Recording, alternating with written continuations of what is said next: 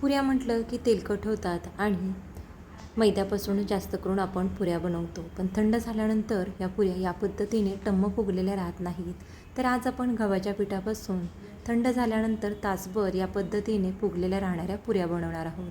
त्यासाठी या ठिकाणी आपण एका बाऊलमध्ये 2 वाट्या गव्हाचं पीठ काढून घेतलेलं आहे.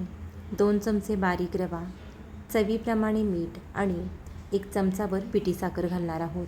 पिठी साखर घातल्यामुळे या पुऱ्या अजिबात तेलकट होत नाहीत आणि पुरीला छान एकसारखा रंग येतो आणि थंड झाल्यानंतर पुऱ्या या छान पद्धतीने टम्म फुगलेल्या राहतात.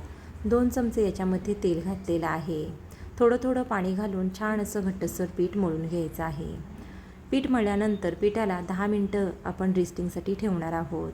10 मिनटानंतर लगेचच पुऱ्या लाटायला घेऊयात. छोटासा पिठाचा गोळा घेऊन त्याला दोन्ही बाजूनी थोडंसं तेल लावून तेलावरतीच या पुऱ्या लाटून घेणार आहोत.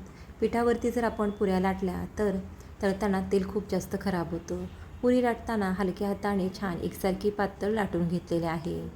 कढईमध्ये गॅसवरती तेल मध्यम गरम करून घेतलं आणि मीडियम फ्लेमवरती छान अशा या पुऱ्या तळून घ्यायच्या आहेत.